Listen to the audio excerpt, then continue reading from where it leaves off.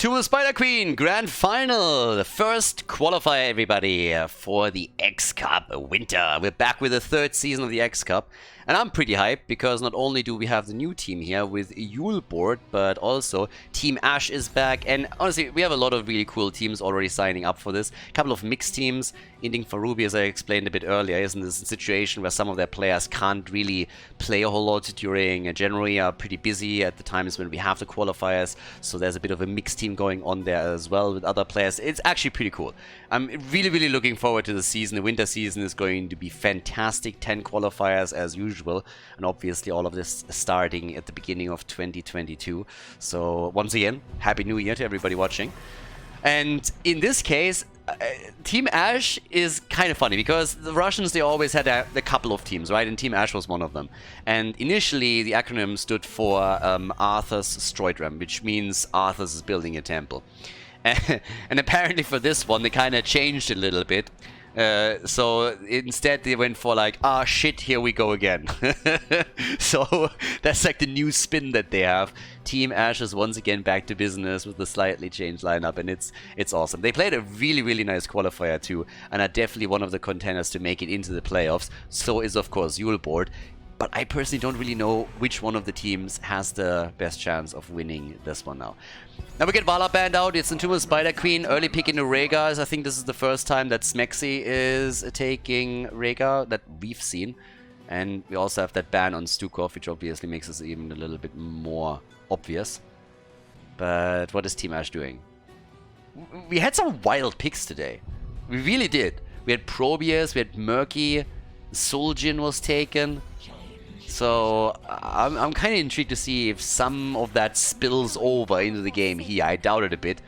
I mean, this is the grand final. At this point, you really want to go all out for it, right? Get those points for the leaderboard so that you can qualify for the playoffs. Easy peasy. But there it is. The birdie is in. Falstad taken. Rhaegar and Falstad. They might go full Warcraft again. With the Haka and Sylvanas on the other side. So yeah, Sylvanas for a push. And there comes Blaze. Okay, so much for the full Warcraft team. We had one actually earlier today. It's kind of interesting also that Junkrat has so far not been banned and not been taken. I mean, he excels on this map. And I could have totally seen Quacknix, for example, locking that one in. But for some reason, everybody ignored him up to now. Third ban phase? I mean, it's likely. That hero is just way too good. If you have a stun and then Junkrat with a follow-up, also the interrupts on channels regarding the Turdans are pretty big too. Yeah, Nubarak, so we don't have that stun into stun and the big dive into the back line. But if you're Julbord, you should think about banning Junkrat a little bit here. And they go for Tychus instead. Maybe even a Diablo pick for Azerite again. He already used him a couple of times. Maybe that's the thought process behind that. Yeah, Morenas. And what is Renella gonna take this time? It's a little bit weird to explain, but I'm really happy that Team Ash is back. There are certain teams that have been around for just so long, and some players that is just iconic. It's not always the ones that immediately come to mind when you think about Heroes of the Storm, the ones that played in HGC or went to certain events or played epic games that nobody will ever forget. But there's just a couple of household names and people that you're always happy to see and that make things interesting. Even if it's, you know, just like a team that was always able to annoy the bigger teams a bit, might not have been able to win big tournaments, but just good enough to annoy them and cause an upset every now and then, and having that stuff around is kind of fun. I really like it. So, Garrosh is in. We have Garrosh at the front line, and we get Mephisto once more. Played him already earlier, with Diablo as expected from Denado. Well, actually, we were thinking about maybe Diablo being played here by Julbord, but instead Diablo gets picked by Denado, so they take it away. And they got Malfurion to boot, so already a very hit point heavy frontline for them now, and a lot of good potential wall stuns as well on top of that. With Morenas locking in the last pick for our first game in the best of 3 series, and it is Gul'dan again. They played him earlier and they play him once more.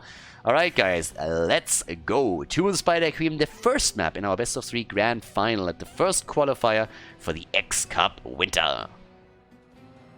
Alright boys, let's go. Team Ash against Julbord. On the left side, Renella with Malfurion. We got Maitri on Sylvanas, Denado on Dibbles, Morenas on Gul'dan, and Bishops on Dehaka. Yeah, on the right side of the map, Julbord themselves with Azerite on Garrosh. We have Smexy with Rhaegar, totem build obviously, as usual. Ruby on Blaze, Quack. There's Falstad and Poik on Mephisto. And already the ping and the immediate attack. Yeah, that was a bit telegraphed. But you never know. Sometimes that shit works and then you walk away with an early kill. So Bishop's already looking for that tongue connect, but can't find it this time.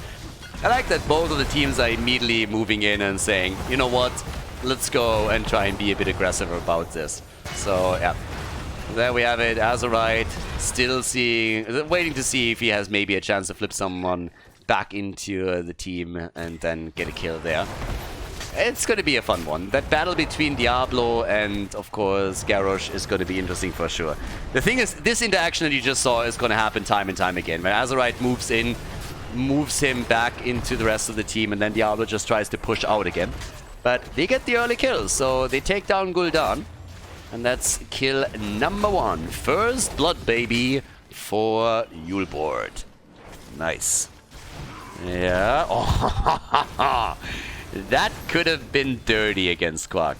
So yeah, Denado coming out of nowhere there more or less. So for now, at least, a little bit of an early lead for Julbord. Nothing insane. They got the early kill. But obviously they're starting to control the rotation on the map now.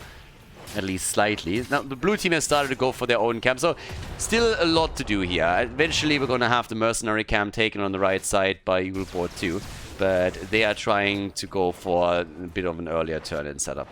At this point, Whoopi is already delivering, and getting the gems delivered with your bot laner is always one of the most important things, because that is kind of one of the tricky ones. Since you're most of the time playing a 1 versus 1, it's always a little bit tricky to really deliver them. And it gets interrupted a lot. So Bishop is sitting there with 8 now, and he's exactly facing that predicament, whereas Whoopi himself already turned in, so that gives them a bit of a leg up when they're trying to go for the first turn-in. Now level 4 talents give us once again Indomitable, already a little bit of a fight there, and well, that's a kill. Quacknix is down as Renella just dropped him with that root. That cut off his path of retreat, and he ran right for it, so nicely done by the blue team, not only locking in the kill, but also Renella specifically, who made sure that there was just no chance for him to escape. No level 4 talent, by the way, yet either. We got the healing totem, but he could go for the enchantment too. And there it is, the Earth Living enchantment for Rhaegar. Besides that, it's just going to be totem, totem, totem, totem. Level 7, 13, and 16 shouldn't be a surprise. Bishop's a bit low here. Yeah, both of the teams are already pushing right now. And off we go. Another stun, jet propulsion, and the kill. Morena's dead for the second time. Gul'dan is not having a good time here. And obviously, if you're able to take him down a couple of times, it also slows down any chance that he has at properly stacking.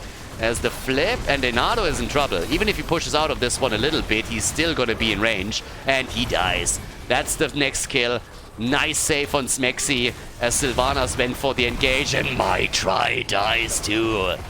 He might try or he might fail, but in this case it was definitely not working. Went in for the kill, Azerite with a save on Smexy as it drops him back out of the fight, and then they turned it on Sylvanas and she doesn't stand a chance. Hashtag not my war chief. 7 against 6, 4 kills against 1, and the talent on top of that. So yeah, they are building some momentum, with a potential turn-in also available to them now. And they're slightly ahead in the count on gems, but most of the ones that were dropped by members of the blue team have been recovered. So they have plenty at this point, and could go for a turn-in themselves in just a few seconds. But at the bottom of the map with the Siege Giants now taken, Bishops, he's the one that holds the most. 32 gems for him. Yeah, he's going to be a prime target. For sure. If they can drop him and deny the 33 gems to the blue team, that's pretty much a ticket back into the game for Team Ash. So, yeah, that would be huge. Morenas again in trouble. They attack him, they isolate him. Body blocks already there, and bam! Down goes Gul'dan once more. Denado also finds himself on the receiving end of a massive beating with, yeah, Rhaegar coming in for the last bite. So Rhaegar jumps in, takes him down here, 6 kills to 1, and Julbord is running away with this. They're absolutely running away with the game now. If they get the turn in, 11 more gems to be delivered, then they have a very good chance of taking the first fort down here. And also, they're inching closer and closer to level 10. That is another problem that Team Ash is facing. If they don't get killed soon, then they're going to be in deep shit. Because Web Beaver Wave plus level 10, are you kidding me? That's going to be an absolute disaster. It's going to be a nightmare for them. Right now, Bishops is also in a spot where he can't even properly engage. He needs to be so careful. He knows fully well that if he dies and they can't recover those gems, that they are in for a massive shitstorm. Quack, on the other hand, he goes down. That's the kill they needed, but My Tribe pays for that kill with his life.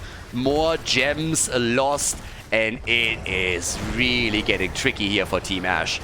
They're getting burned to a crisp here. And of course, now Web Weaver is not only here in the mid lane, but also the top lane, but literally nobody is going to defend for the time being. They burn the one down, but level 10 abilities are available. Durance of Hate, one of them, already saw that one in action. Rhaegar with the Ancestral, might even have to drop it on Poik. Not just yet though. Falstad flying back in, giving him of course also a bit of an upper hand since he can cross the map faster than Sylvanas, who finds itself at the top. The first wall already taken down. And they didn't do as much work here as I expected, especially with the level 10, but it's still plenty. They started to damage the fort in the middle, the fort at the top, and if they can at some point here just get another kill, they could push this even further. But we have mind control now, so we have mind control, maybe even into a Dehaka move. Can definitely stack those two. And down at the bottom, it's 44 gems now for Bishops. At this point, you don't want to be him. You really don't want to be him. You're just sitting there as like, oh shit, if I die, guys, you have to call every rotation. Oh, we're in trouble. They have 65 gems. They, by the way, haven't turned in a single one yet. Not one. No gem has been turned in by Team Ash to this point.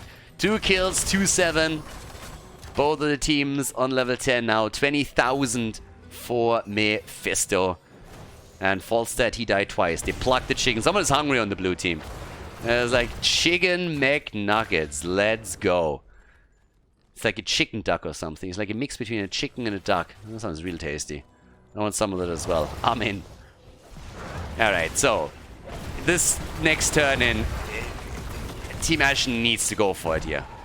Yeah, that interrupt didn't really work, but it's only 9 gems that got delivered, so they're still fine. The problem is really that Julbord is getting so close to now getting a second turn or having enough gems for that, that it's becoming dangerous. They're trying to zone that out a bit further. Bishops is at 53 right now. There's the Durance of Hate, trying to go for the ult, but that didn't really work for them.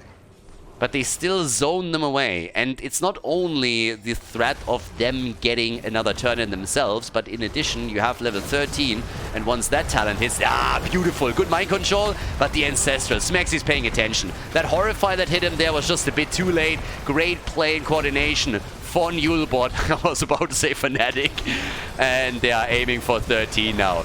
In comes the attack. Bishops, no, not like this. They flip him in. No, that's 53 gems. They gotta recover them. Denado moves in immediately, and they have them finally. It's Renella and Denardo who get the gems, but now it's up and another kill. And Quark wants to go for the Gust. He wants to go for the Gust. He's looking for the angle. He's looking for the angle. He finds it, and they're going for Malfurion. Malfurion gets murdered. Quacknix is alive. Denado has 60 gems, and they're losing ground by the second. The fort is gone. Level 13 is taken. And they are just eating dirt over here. Oh my god. 60 gems for Denardo. And he's trying to go for the single turn in. And he's getting it. He is getting it. Now, to be fair, at this point, it's not really quite sure. I mean, honestly, Julbord probably expected that to happen. Nobody was guarding the top. They were only sitting down there at the bottom turn in. Either way, you have a talent advantage over your opponent. So that turn in is kind of nice. But they're not going to be able to do too much with it, or they shouldn't.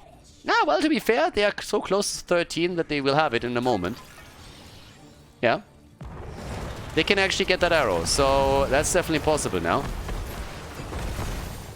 Yeah, get that 13. And, well, there we go. Cold Embrace, Hellfire is ready. So they got that 13 talents. This is the move that you have to make. At this point, they need to do some damage. Close that gap, at least a bit. Get a kill or two, deny a few gems to them, whatever you can do. Use Sylvanas. They have a nice push setup. They have Sylvanas and Gul'dan. That's a lot. They just need to make sure that they're not dying. There's the Gust already, buying them even more time for the defense. Blaze is down at the bottom of the map and doing his thing there. And, I mean, they get the wall, but it's not really looking like Team Ash is able to do enough damage to really make a dent into this. Yeah, already 10-2, 16 coming closer and closer, and that just did not do nearly enough. They still have 47 gems, so despite the fact that they died 10 times, they did a great job recovering the gems whenever possible. Another quick push into the wall. Here comes the next play. Oh, the barbecue. And Azerite is kept alive by Smexy. Smexy again. I mean, he already pulled off some incredible saves earlier in the close games, but now another one where he just absolutely has his tanks back. They have level 16, they get the turn in, and this should be a pretty big blow against Team Ash. Yes, this one is going to hurt, 100%. I mean, the first fort at the bot lane has already been destroyed earlier. Now they're going for the second, even without the web weavers. And that guarantees that the fort in the mid lane is going to fall too. I mean, you can technically make a play for the keep wall at this point, and this is also what they're doing here. So Dehaka is still at the bottom and trying to at least defend here. Bishops has 20. Wooby is the one in the middle. Mai trying to hold the line for the team. But up at the top, we're definitely going to see that push crush that wall. 100%. 2-10. And Team Ash is just on the defense. From the beginning, pretty much. They're sitting here trying to hold out for as long as they can so that they can get their level 16. But the wall is already destroyed. And that is the boss lane too, of course. So they could technically try and make a play for boss as long as they have the level 16 talent advantage. There's nothing to stop them from doing that. It's an entire level that we're talking about here. So they could try and go for that play. They still have a turn in though. That's the next problem. Both teams do. And they're going for the invade. Whoopi was hoping for the jet propulsion, but doesn't get it here. They can steal the camp away with little trouble, and that would of course translate into the fort in the mid lane being destroyed. 100%. Team, not like this, Morenas. Oh, Gul'dan, he's alive. He's alive, and they just lost everything. The camp wasn't claimed. Gul'dan is alive, and Mephisto plus Garrosh got both obliterated. Smexy and Falstad, they both die. And guys, that was 50 gems that they just lost.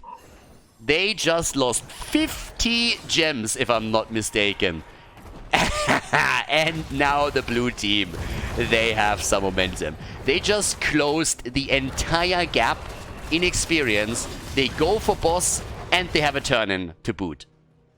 They got 79 gems. They can turn in, they can start taking some structures down, and the camp that they also successfully defended is now moving through the middle. That was big. That was absolutely massive for the blue team. Team Ash, they're even timing the boss now properly. Web Weavers are there. Renella is waiting to time that. They're defending the middle. They know that this one has to count. They need to do damage. And they are. They definitely are. The question is just simply how far can they go with this. But this was massive.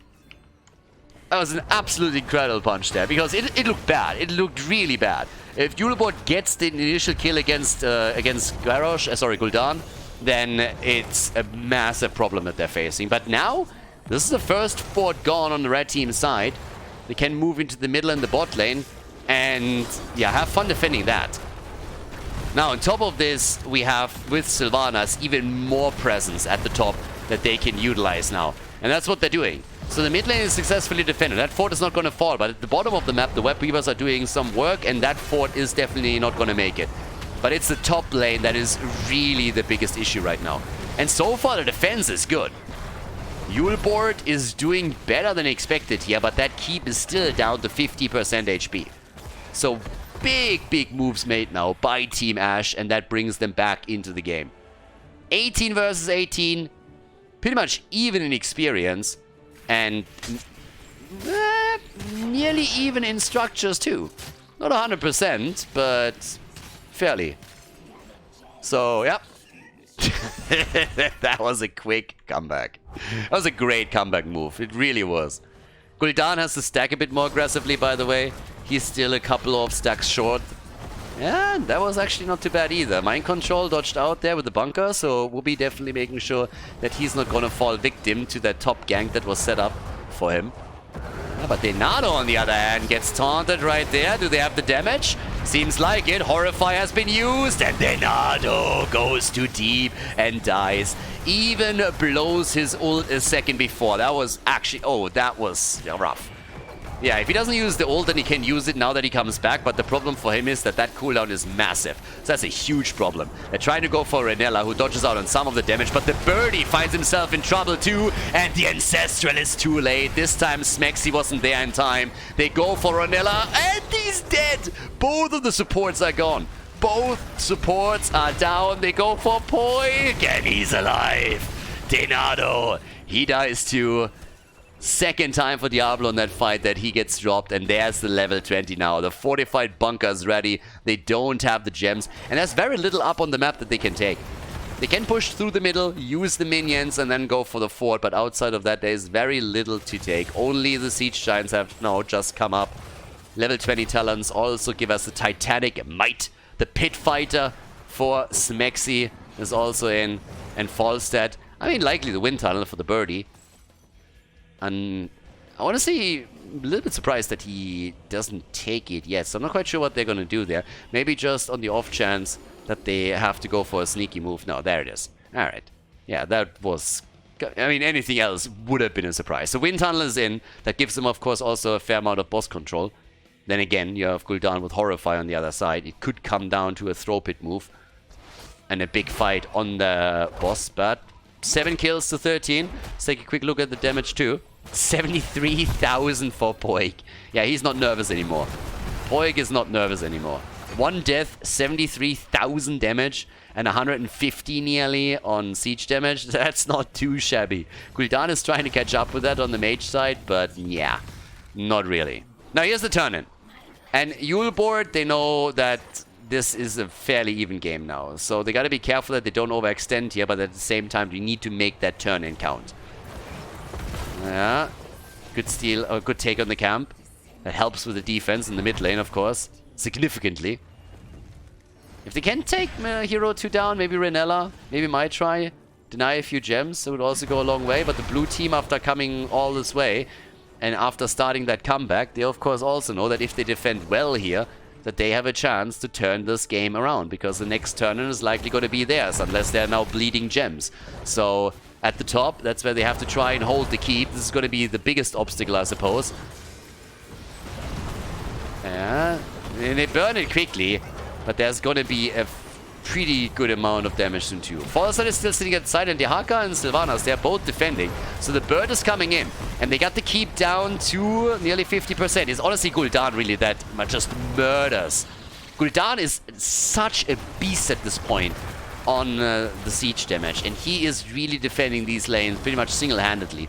Bloody waves just explode everywhere whenever he comes in with the Ruinous Affliction and his Echoed Corruption. And then on top of it, yeah, I got the Felon. He's not even stacked. He's sitting at 38. So once that he's done with that level 1, it's going to be even easier for him. The damage output is going to increase even further. Like, that's going to be huge. But right now, the boss is up. And this is where all of the teams are, of course, checking and double-checking if there's someone that tries to make a play there. Even baiting a little bit into those corners. And one fight could decide the game. Because if you look at the minimap just for a moment, you can see that on the blue team side, there's 2 keeps that are incredibly low. So if you at any point get 3-4 heroes killed from the opponent, then you can move over and take it apart. And Team Ash is in a similar spot because they already dropped the top keep of Julbord to 50%. And Whoopi is starting it. Uh-oh. Do they realize Guys, that is burned away quickly. Quacknix has the wind tunnel. Alright, alright. It's better safe than sorry. Yeah. If they don't realize it and you give them a little bit more time, they're gonna claim it. But Team Ash, yeah, they've been around. They've been around the block a time or two, so they are not going to end up in a spot where the boss gets taken without them knowing about it. That's just not gonna happen. 20 kills in the game here. And we're on level 22 right now. And they are faking them out a little bit. They're actually showing, they're slowing them, and they claim it. They claim it, and the blue web weavers are descending. They're trading. They're trading the web weavers for the boss. And they're still on the... Yeah, they're still on the spot, but they can always win tunnel out. Oh! Ooh, does he have to... No, doesn't have to gust out. They go for the bunker instead.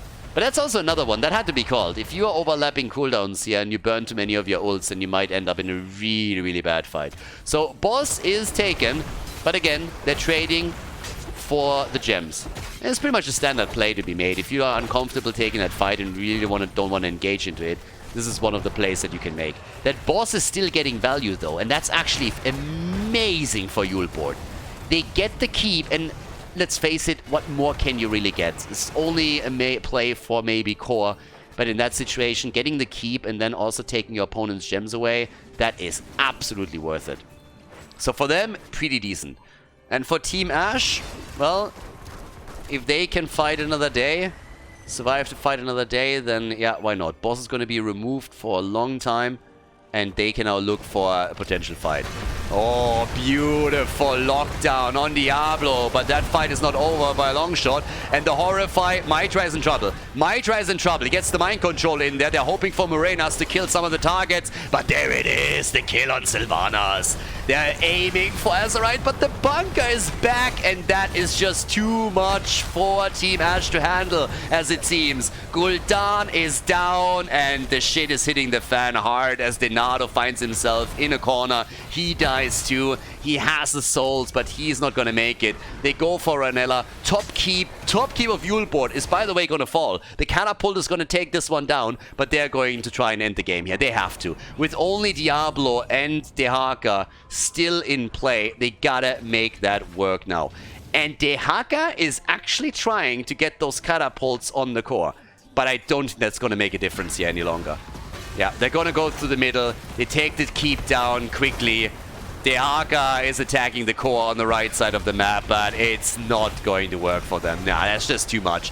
They're locking Diablo down easily, and he stands no chance as they burst him to 0. And that is a game, everybody. Dehaka even coming back in an attempt to defend, but that's obviously in vain. So now with 18 kills, 2-7, Julbord takes the lead in the grand final of the first qualifier for the X-Cup Winter against Team Ash. Before we head into game number 2, make sure that you subscribe to the channel if you haven't done it yet, so you don't miss out on any future content here on Khaldor TV. Towers of Doom, map number 2 in the best of 3. Technically, it could be the last one. So we have Julbord with the lead in the series here at the grand final of our first qualifier. And it was a pretty cool first game, I gotta say, because the comeback that we saw from Team Ash was very, very strong. To the end, they lost the team fight, and then, as already predicted, it was a straight move for the core. But the fact alone that they were able to get back into a position where they were on eye level with Julbord was pretty impressive. So now we're heading into the second of the series. We got Towers of Doom as our map. And that is another one where we could see Falstad on the birdie. And they don't want to give them Mala. Yep, they don't want to give him that. And there's Rega banned. Smaxy had some insane saves on the last one, I gotta say. The problem is always, it's one of those, you're doomed if you do, like, you ban Rega, he picks Stukov.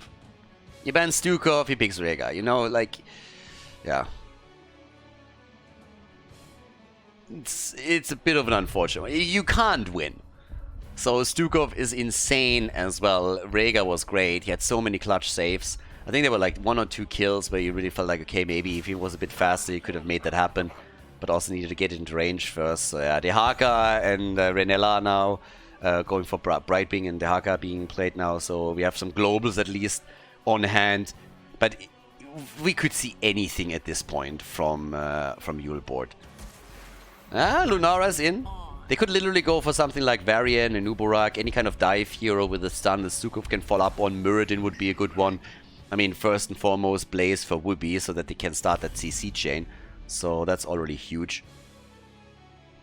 But yeah, that's already a bit terrifying what we're seeing there. Stukov is just such a great hero. And they're banning Uborak for exactly that reason. They know that too. They're looking at us like, yeah. CC chain plus Stukov behind that. Let's just say no to that. Stitches also banned a couple of times. I mean, there's a couple of target bans definitely coming in here, as you can tell. We had that previously too.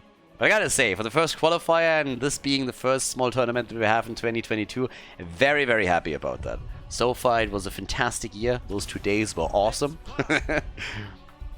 And here comes Falstad. So they take the birdie. They are the ones picking Muradin. I guess that leaves us on the other side. Could go into a Diablo pick. I'm not quite sure if they would play Varian. You can. You definitely can. Question is just, would they do that? But Diablo is still up.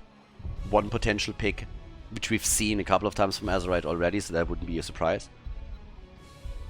And a lot of globals. I mean, like 3 globals for sure. And there it is, Varian. They're going for it. Varian and Poik. So literally, sniper composition. And this is interesting because, I mean, the blue team wants to play macro. They have 3 globals. So they can literally move around them across the map and trying to get value. Whereas Julbord is clearly aiming to go for picks and team fights. So that will be a clash of strategies that I'm definitely excited for. Last pick, Chromie! Alright. Yeah, here we go again. The Chromesters in the house. We're heading into game number 2. Team Ash against Julbord. Game number 2.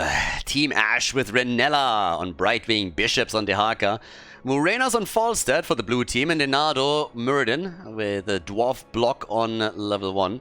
And we got Chromie once again in the game, right there. She likes it. Azerite is playing Varian for the red team. We got Wooby on Blaze, Quacknix on Lunara, Smexy on Stukov, and Poik on Li Ming. So again, fully sniper setup. You're going for taunt. You're using Stukov and Blaze to lock the target down even further, and then it's always the follow-up from heroes like Li Ming with the combo and also the slows that Lunara is going to provide to take the target down. So that's pretty much the thought process behind all of this right now. And it is a powerful combination that has been played over and over in the past.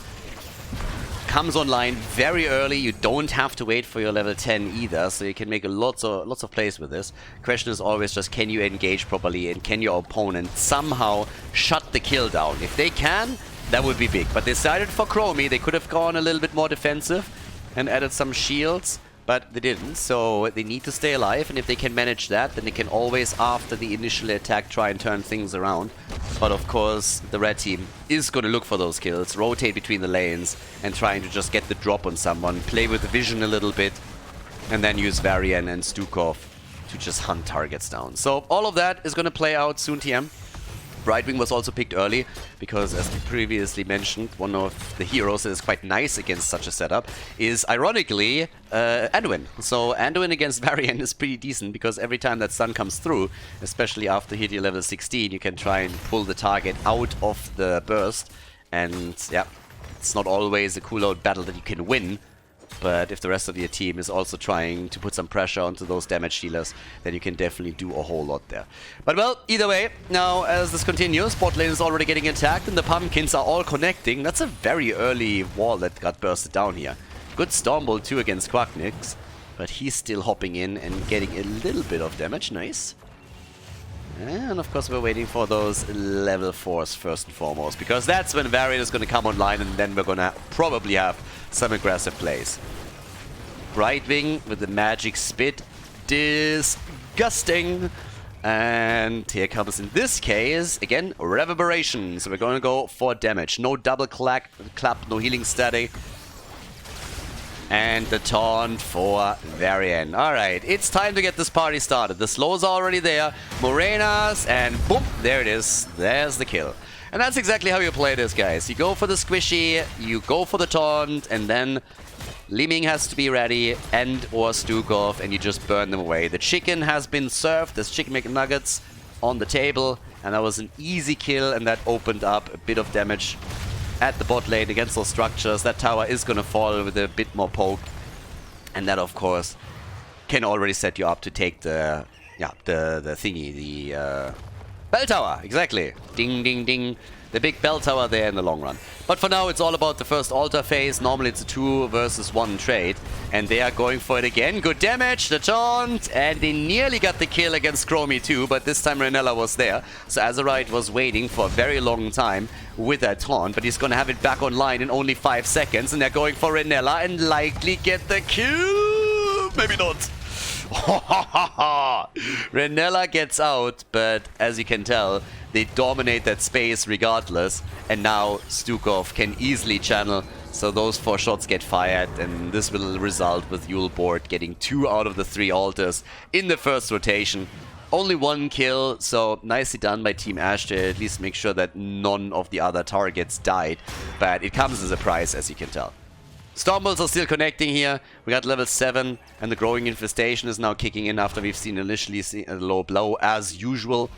Stukov is again channeling topside, and with the 4 shots fired, 32 points to 36. The early level 7 is of course helping them even further. Which is actually kind of interesting if you think about it, because we are now in a spot where the team that runs 3 globals is falling behind in experience. Now, later in the game we would expect that to change a bit.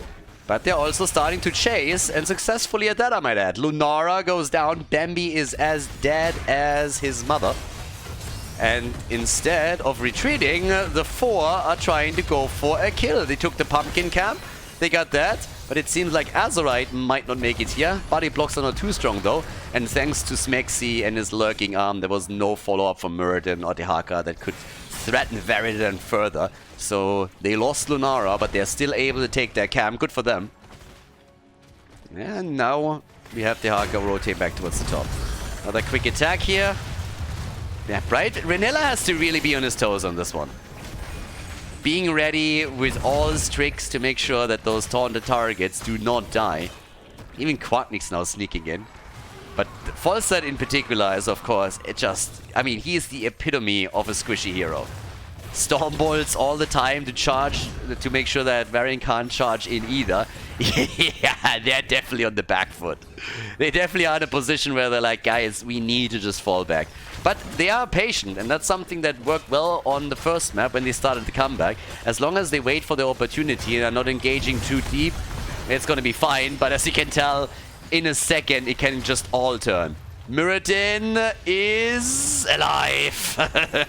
But Falstad is dead, and now that the camp has been taken, they can go for that bottom bell tower. And they want more. They go for Chromie, and Mitra is super low. Even the taunt on Denado now, which forces Brightwing to help out again. The problem is that they just don't have anything here that can really threaten the red team. It's all, yeah, Dehaka comes in and is trying to go for Quacknix. That might be a kill that they can even get, especially now that Morenas is also flying through. But he himself eats a lot of damage in the process. But still a good kill against Lunara. So Bambi is down once more. Level 10 abilities are now ready. Maybe that changes the equation a little bit, but not really too much. Shots are fired. Red team obviously is getting the channel.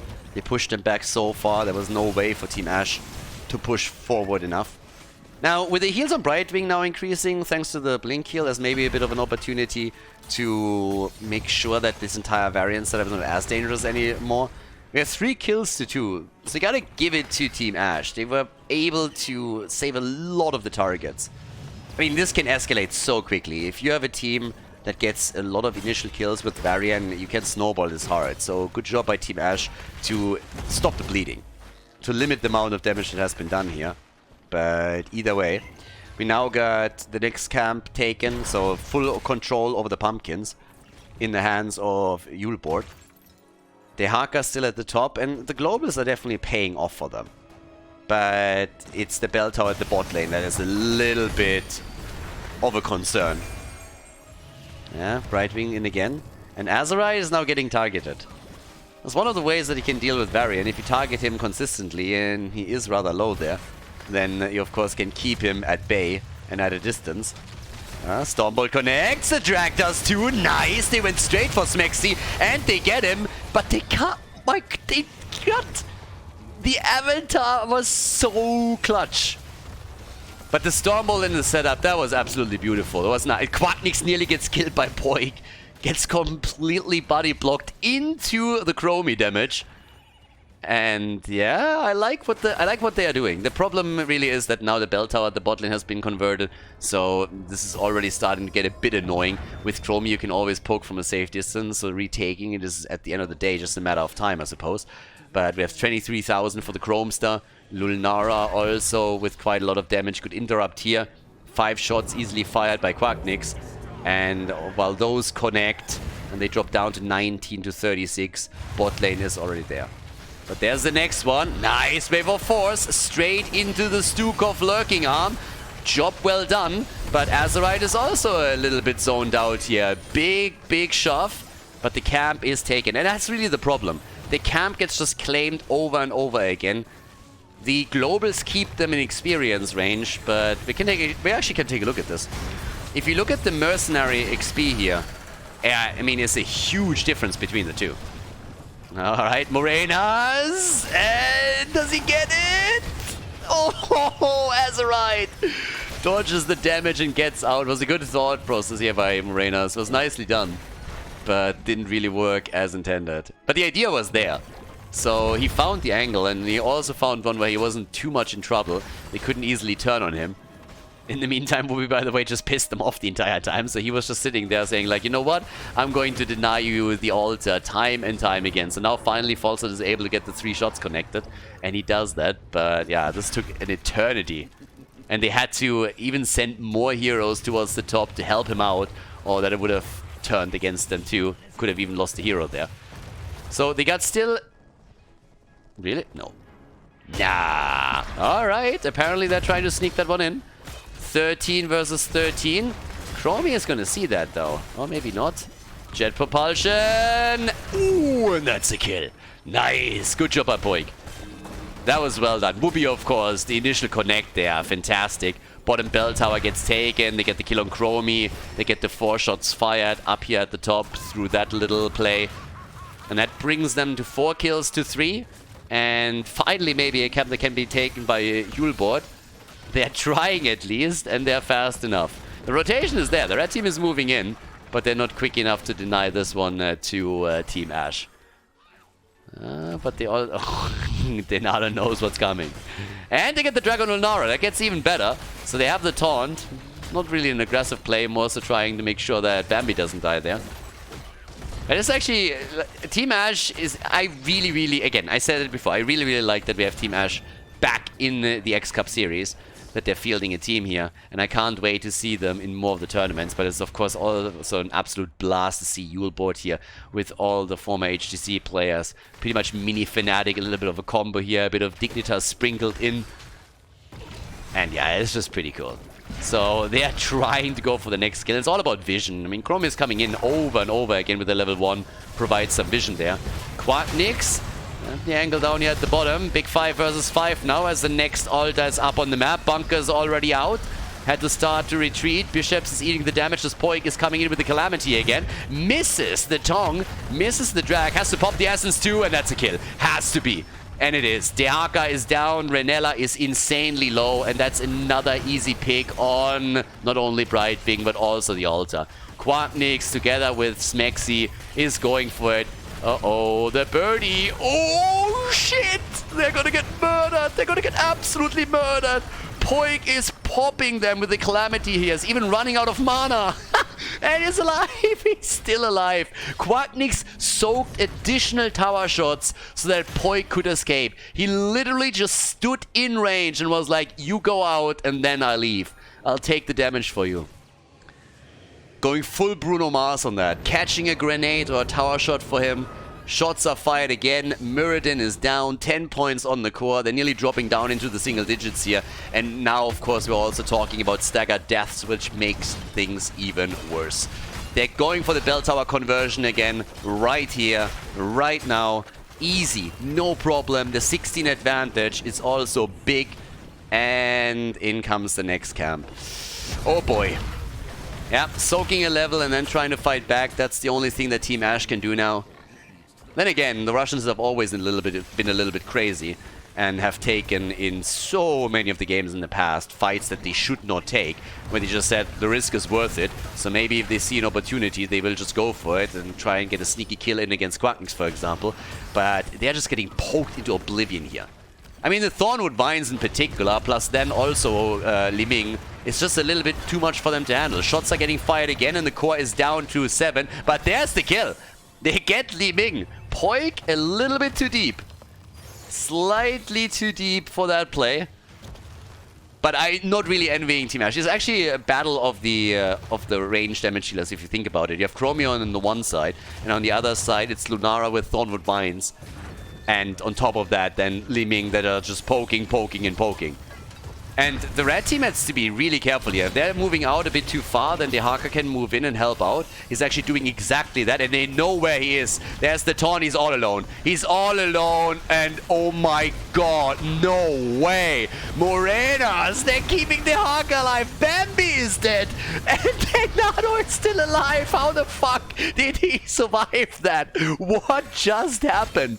Not only the Haka, but also Muradin survived that brawl. That's insane! The Haka was pretty much silenced through the lurking arm, and then somehow he just managed towards the back end to get his burrow through. And that Muradin didn't die either is just incredible. So now we have 7 against 30 points on the core. They're still going for Azerite, and that's a staggered death.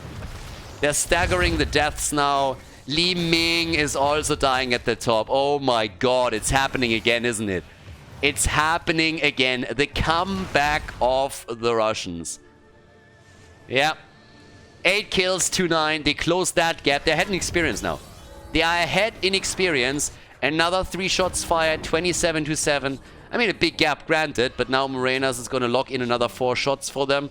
And they are ahead in XP, which means they're going to get the earlier level 20. It's bananas. It really is. Oh boy. Yeah, now they got camp control, map control, 5 versus 3 still. It's not only that you lost heroes. Julbord lost heroes in like 10, 15, 20 second intervals. So they were outnumbered on the map for minutes. Yeah, that's just crazy. So right now, the bot lane has been opened up a little bit. Boss at the top can be attacked. Whoopi, they see it. They know it. The question is just, do they take that fight? Because 20 is close. 20 is really close. And I don't think they can win this one. But they might try. Yeah, Mighty Gus, there it is. Blaze was trying to go for it. That's 4 shots fired. And now 20 any second will be available. But they go for the bird. And they take him down. The bird is dead. And now it's, of course, a 4 versus 5. 7 points to 19, but they have the numbers advantage. Level 20 doesn't matter anymore, as long as Falstad is not on the map. So now they can try and steal some of the camps away. They can go to the bot lane again. They can try and soak some experience without having to worry about what the blue team's doing. Falstad killed, enabled all of those plays, and they're trying to go for the bell tower conversion again. If they can do that within the next 30 seconds, that's massive for them. And guys, it's not only massive because it's again a 5 versus 3 situation in bell towers. The next altar is down here. So the only access point for the blue team is through the top. They don't have a fallback option.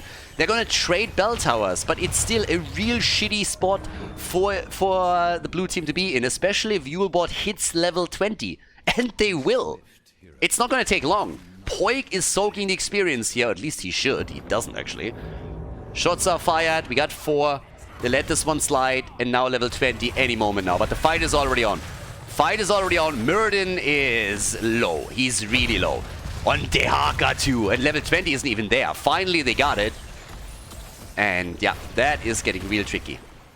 And now, technically, of course, they have the same amount of bell towers. But let's not forget that the bot lane is always the most important one on this map. Because you have 2 mercenary camp. With both camps being able to damage the core and the core being down to 3 points. Whew, baby. You are in for a rough time. Team Ash needs a kill. They need a kill.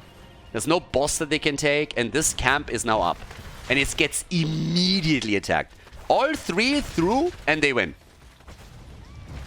Uh-oh. Uh-oh. Whoopee! Haha! Whoopoo! Oh, the Akka is also dead. The side laners are both annihilated.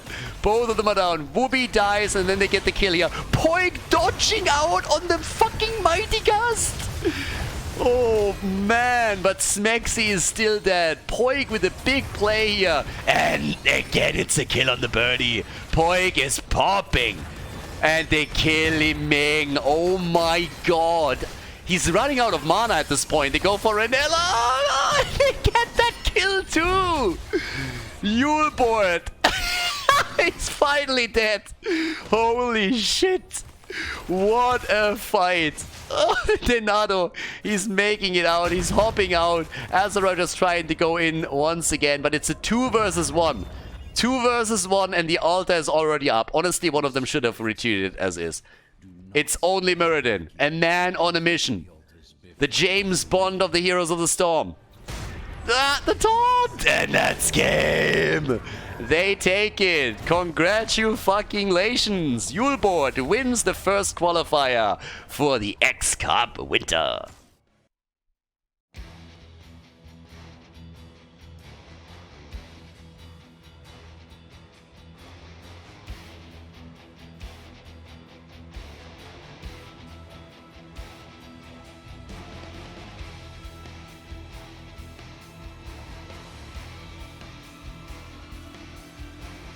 Thank you everybody for watching the video today. I hope that you enjoyed the show and the commentary. And keep in mind that the spoiler protection that is going to run for the rest of the video is made possible by all the support on patreon.com. So guys, if you want to support my work, if you want to help me start new projects and keep the spoiler protection in place, please consider heading over to patreon.com/Khaldor. There's also a link in the YouTube description, and check that out. Thanks in advance, and see you guys next time with more esports coverage here on Khaldor TV. Have a great day.